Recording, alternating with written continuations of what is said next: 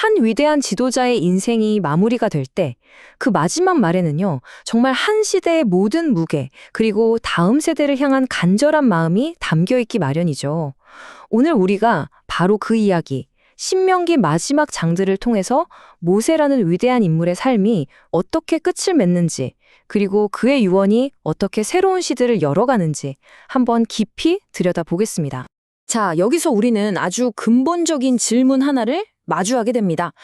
모세라는 정말 거인과도 같은 지도자가 이제 사라진다면, 과연 이스라엘의 그 위대한 약속과 사명은 어떻게 되는 걸까요? 그냥 이대로 모든 게 멈춰버리는 걸까요? 바로 이 질문이 신명기 마지막 장들을 꿰뚫는 아주 중요한 핵심 긴장감이라고 할 수 있습니다. 그리고 성경은 여기에 대해서 아주 명확한 답을 우리에게 보여줍니다. 맞습니다. 인간 지도자는 떠나죠. 하지만 그 사명을 시작하신 분, 바로 하나님의 약속은 결코 멈추지 않고 여전히 살아 움직인다는 겁니다. 이게 바로 오늘 우리가 함께 확인할 위대한 진리입니다. 자, 그럼 첫 번째로 신명기 31장으로 들어가 보겠습니다. 여기서는요, 모세에게서 여호수아로 리더십이 넘어가는 극적인 세대 교체의 순간, 그리고 그 모든 변화 속에서도 변함없이 함께 하시는 하나님의 임재에 대해서 이야기하고 있습니다. 여기서 정말 극명한 대조가 보이죠? 한쪽에는 인간 리더의 한계가 있습니다. 모세가 신명기 31장 2절에서 직접 말하잖아요. 나는 이제 110세라 더 이상 너희들을 이끌고 나아갈 수 없다. 이렇게 자신의 끝을 인정합니다. 하지만 바로 그 옆을 보세요. 하나님의 영원한 약속이 선포됩니다. 내 하나님 여호와 그가 너와 함께 가시며 결코 너를 떠나지 않으실 것이다. 네, 인간의 사역은 끝이 있지만 하나님의 사역은 계속되는 거죠. 그리고 바로 이 약속이 다음 세대를 위한 든든한 기초가 되는 겁니다. 이 말씀, 강하고 담대하라, 이거 정말 중요하죠. 왜냐하면요, 먼저는 모세가 백성과 여호수아에게 전하고 나중에는 하나님께서 직접 여호수아에게 다시 한번 확증해 주시거든요. 이건 그냥 힘내 하는 단순한 격려가 아니에요. 하나님의 변치 않는 임재에 대한 보증수표 같은 겁니다. 자, 생각해 보세요. 인간 리더는 언젠가 바뀝니다. 그렇다면 이 공동체의 중심을 영원히 붙잡아줄 무언가가 필요했겠죠? 그게 바로 하나님의 말씀, 즉 율법이었습니다. 그래서 모세가 명령하는 거예요. 7년마다 모든 백성이 남자, 여자, 아이, 심지어 나그네까지 다 같이 모여서 이 말씀을 들어라. 그리고 그 율법책을 하나님의 임재의 상징인 언약궤 바로 곁에 두어서 증거로 삼으라고 하죠. 결국 리더는 바뀌어도 하나님의 말씀이 영원한 리더가 되는 셈입니다. 자, 이제 신명기 32장으로 넘어가 볼까요? 여기서는 아주 특별한 게 하나 등장하는데요. 바로 이스라엘의 미래를 위해서 하나님께서 직접 준비하신 선물, 바로 모세의 노래입니다. 이 노래는요, 그냥 아름다운 시 한 편이 절대 아닙니다. 하나님께서는 이스라엘 백성이 미래에 결국 하나님을 배신하고 언약을 잊어버릴 거라는 걸 이미 다 알고 계셨어요. 그래서 그들이 다시 돌아올 수 있는 길을 열어주기 위해 주신 언약의 증언이자 회개의 노래인 거죠. 참 놀랍지 않나요? 그들의 실패를 미리 아시면서도 돌아올 길까지 마련해 두시는 그 하나님의 자비가 여기에 고스란히 담겨 있습니다.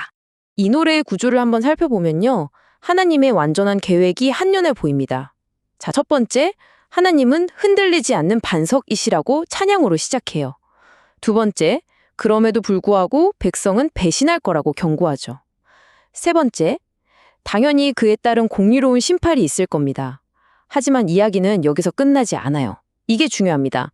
마지막 네 번째, 하나님의 자비로운 구원과 회복으로 끝을 맺는다는 겁니다. 이게 바로 심판 속에서도 희망을 노래하는 복음의 구조 그 자체인 거죠. 이 노래를 다 가르친 후에 모세가 백성을 향해 이렇게 외칩니다. 이는 너희에게 헛된 일이 아니라 바로 너희의 생명이다. 여러분, 하나님의 말씀은요, 그냥 교양이나 좋은 말씀 정도로 여기는 선택사항이 아니라는 거예요. 우리의 존재 자체를 지탱하는 생명, 그 자체라는 강력한 선포인 겁니다. 미래를 향한 그 경고의 노래가 끝난 후에 이제 분위기가 바뀝니다. 신명기 33장에서 모세는 각 지파를 향해서 정말 따뜻한 축복의 말을 하나하나 남기거든요. 그의 마지막 사역은 심판이 아니라 바로 이 축복의 확증이었던 겁니다. 여기서 정말 흥미로운 점이 있어요. 축복의 모습이 다 다르다는 겁니다. 유다 지파에게는 승리와 왕권을, 레위 지파에게는 영적인 리더십을, 또 요셉 지파에게는 물질적인 풍요를 축복해요. 이걸 보면 뭘 알 수 있을까요? 바로 하나님께서는 우리 각 사람에게 꼭 맞는 정말 다양한 모습으로 복을 주시는 분이라는 걸 알 수 있죠. 그리고 이 모든 개별적인 축복들을 다 아우르는 그야말로 궁극의 축복이 신명기 33장 27절에 담겨 있습니다. 영원하신 하나님이 내 처소시니 그의 영원하신 팔이 내 아래에 있도다. 한번 상상해 보세요. 위에서는 하나님이 우리의 집이 되어서 우리를 덮어주시고 아래에서는 그분의 영원한 팔이 우리를 안전하게 받쳐주고 계신 거예요. 이보다 더 완전한 보호가 어디 있겠어요? 이게 바로 가장 큰 복이라는 겁니다. 그래서 핵심은 바로 이겁니다. 진짜 복은요, 우리가 생각하는 어떤 물질이나 성공이 아니에요. 바로 하나님, 그분 자신과의 관계 안에 있다는 겁니다. 하나님을 소유하는 것, 그것이야말로 모든 복의 근원인 거죠. 자, 드디어 마지막 장, 신명기 34장입니다.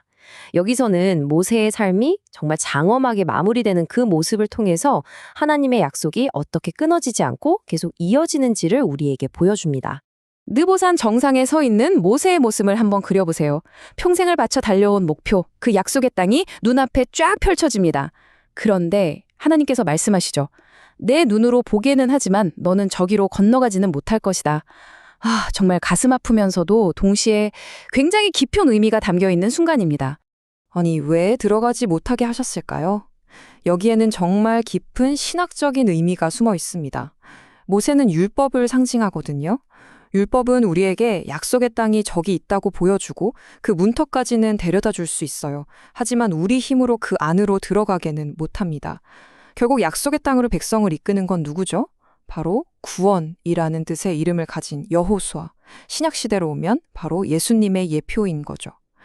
율법의 한계와 오직 구원을 통해서만 약속이 완성된다는 것을 보여주는 정말 위대한 그림입니다. 그래서 모세의 죽음은 결코 비극이 아니었습니다. 나이가 120세였는데도 기력이 쇠하지 않았다고 하죠. 심지어 하나님께서 직접 그를 장사 지내주셨습니다. 그의 무덤을 아무도 모르게 하신 이유도 있어요. 혹시라도 위대한 종이 우상숭배의 대상이 될까봐 오직 하나님만 영광 받으시도록 막으신 거죠. 그러니까 그의 죽음은 실패가 아니라 자신의 모든 사명을 완수한 자의 영광스럽고 평안한 퇴장이었던 겁니다. 그렇다면 모세가 남긴 가장 위대한 유산은 대체 무엇이었을까요?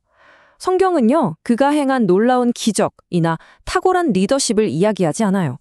그보다 더 중요한 것, 바로 여호와께서 그와 얼굴을 마주하여 아시던 자였다는 점을 가장 높이 평가합니다. 결국 그의 모든 위대함의 근원은 다른 무엇도 아닌 하나님과의 그 비교할 수 없는 친밀함에 있었던 겁니다. 이 모든 이야기는 이제 오늘을 살아가는 우리 각자에게 질문을 던집니다. 혹시 여러분의 삶에서 지금까지 익숙했던 어떤 인도자나 방법, 상황, 즉 모세의 시대가 끝나가고 있지는 않으신가요? 혹시 그렇다면 두려워하지 마세요. 하나님께서는 당신을 위해 새로운 여호수아를, 새로운 시작을 이미 준비하고 계십니다. 과연 하나님께서 당신을 통해 시작하실 그 새로운 일은 무엇일까요? 한번 묵상해 보시면 좋겠습니다.